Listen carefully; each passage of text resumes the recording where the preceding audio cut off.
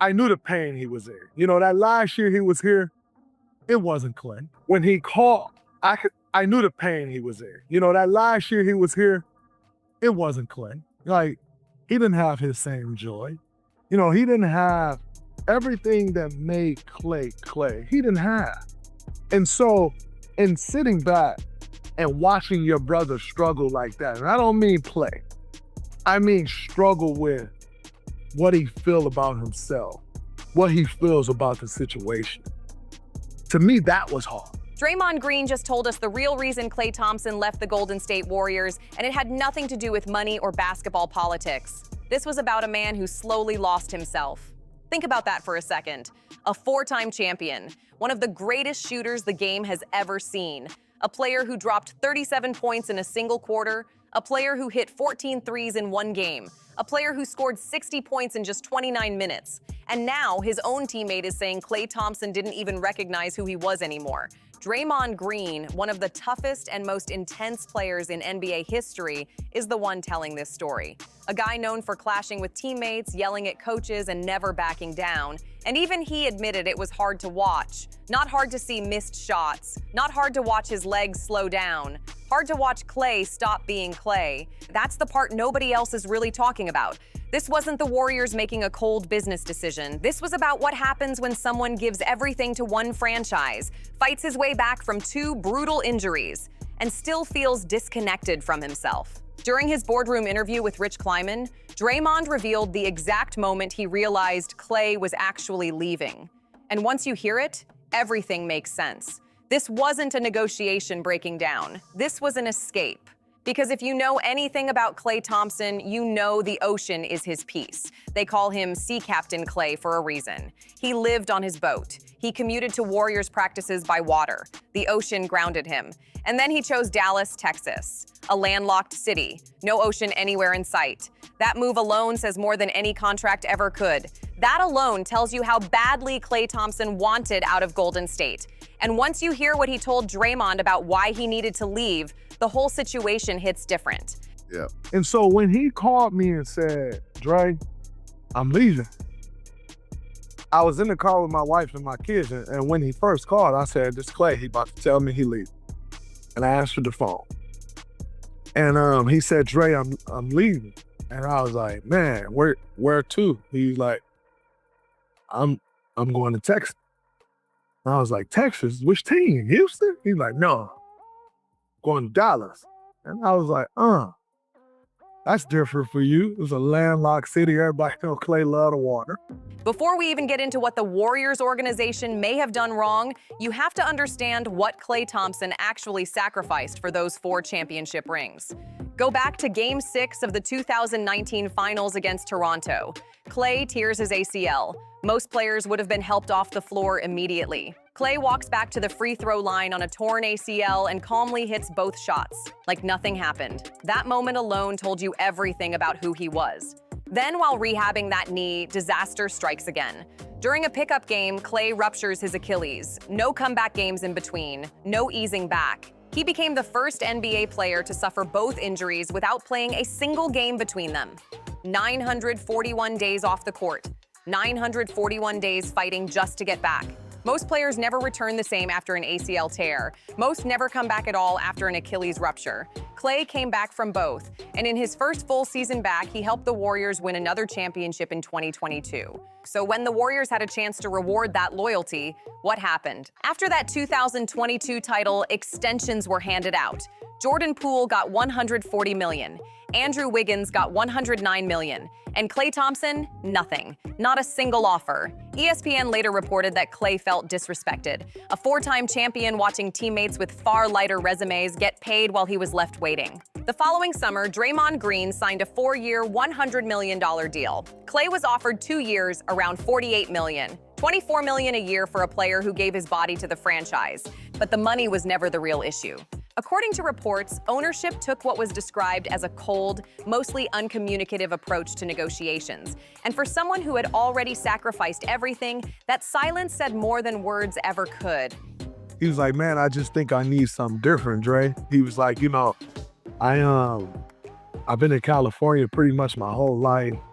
I just want to go try something different. And I think Dallas would be a great way for me to try it.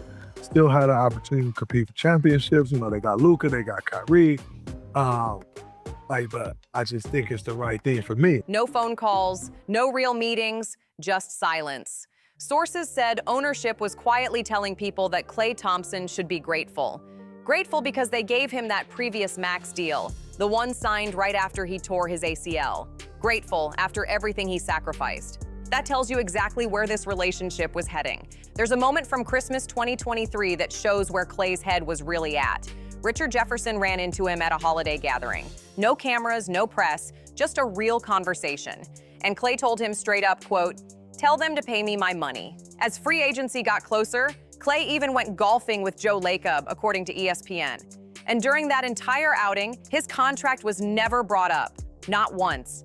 Instead, the Warriors told him he would have to wait while they went after Paul George. Let that sink in. A franchise legend, 4 rings, 12 years of loyalty, and he's told to wait while they chase someone else.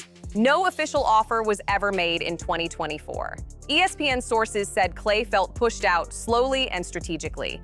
Now think about what Draymond Green is really saying here. Draymond's natural instinct as a competitor would have been to convince Klay to stay. Push for one more run. Keep the core together for as long as possible. That's what most teammates would do. But Draymond saw something different. He didn't see a player struggling with his jumper. He didn't see defensive slippage. He saw his brother struggling with who he was.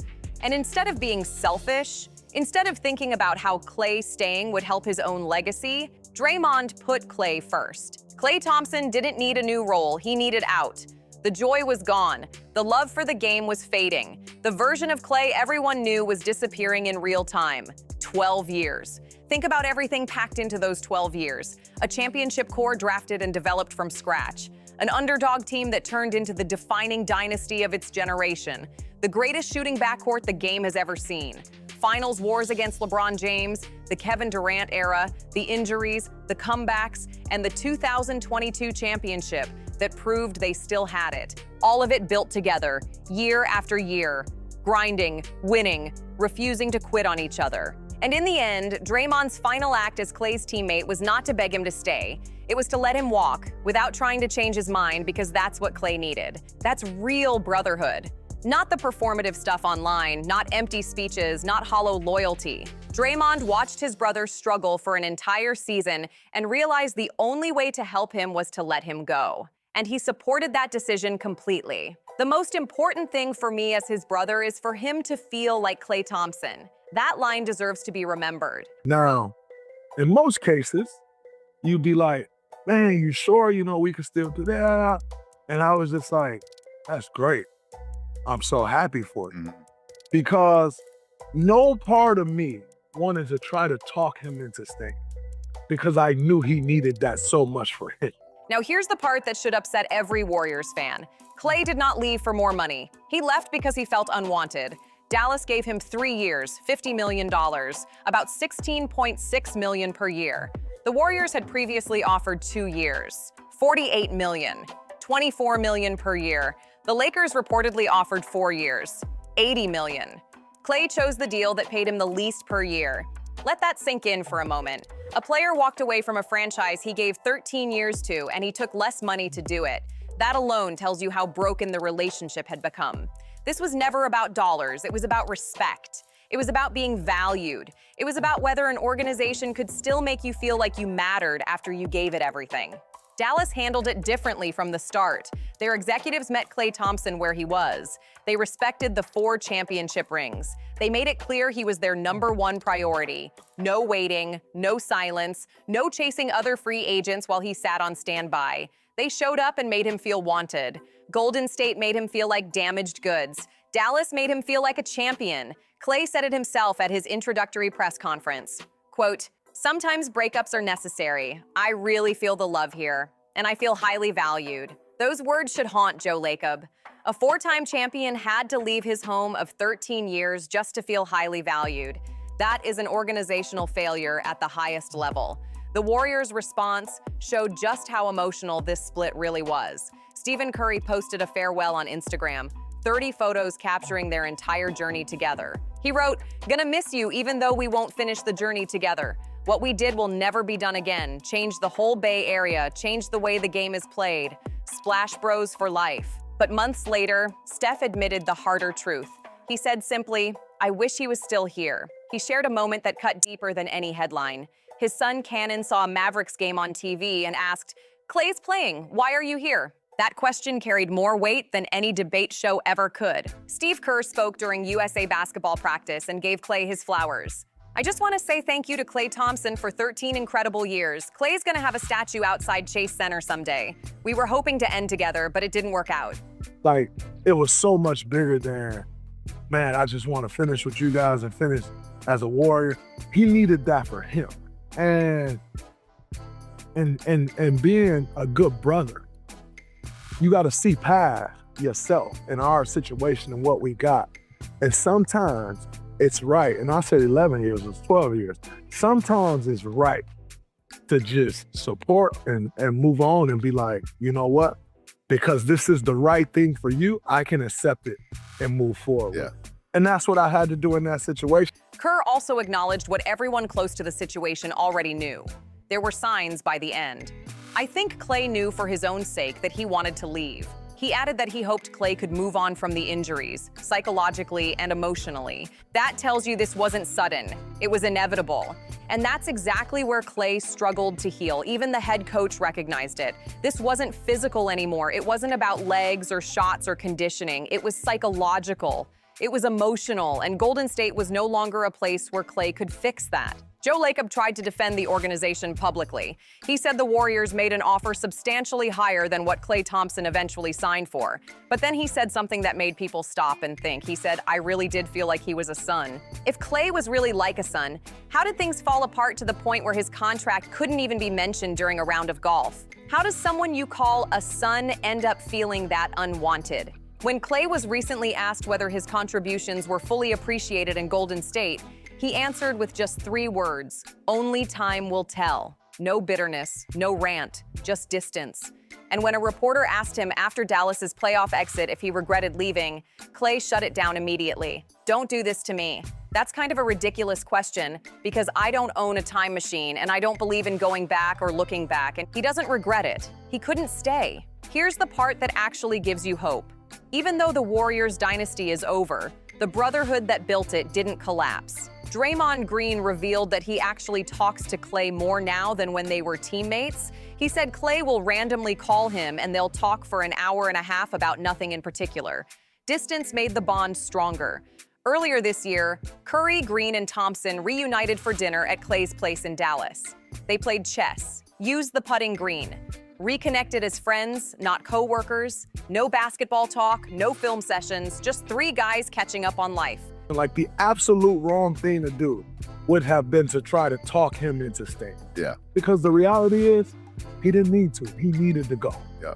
Because he needed that to feel like Klay Thompson again. Yeah. And the most important thing for me as his brother is for him to feel like Klay Thompson. Steph summed it up simply. You don't spend 12 years with your friends and then that just fades. Klay joked, "I had to move to Texas to get this guy to come over to my house." There's something beautiful and sad about that at the same time. When ESPN showed a graphic calling Curry and Green the longest tenured duo in the NBA, Draymond's response was instant. He said it should be a trio. That tells you everything. In his mind, it will always be the 3 of them. Klay may wear a different jersey now, but the bond built over 4 championships doesn't disappear. Not because of contracts, not because of business, and not because a front office forgot what loyalty really looks like. Draymond put it best when he explained why their legacy can never be separated. He said their names are synonyms. What they accomplished cannot be told without all 3 of them. You cannot remove one piece and still have the same story. It doesn't work like that. The Warriors dynasty only exists because of all 3. And that brings us to the real reason Klay Thompson left Golden State. He spent 941 days fighting just to get back on an NBA court. He tore his ACL in the finals and still walked back to the free throw line because he refused to let his team down. He sacrificed his body for 4 championships. And when the time came for the organization to make him feel valued, they made him feel like a liability instead. That's where everything changed. Klay didn't just lose minutes or touches in Golden State, he lost joy. He lost the version of himself that made him special. And the only way to find that again was to leave. Draymond said it plainly. Klay needed to go so he could feel like Klay Thompson again. One day, the Warriors will retire his number 11 jersey. One day, there will probably be a statue outside Chase Center. That history is locked in forever. But right now, Klay is in Dallas trying to reconnect with who he is beyond the uniform and calling his brothers for hour-long conversations more than he ever did when they shared a locker room.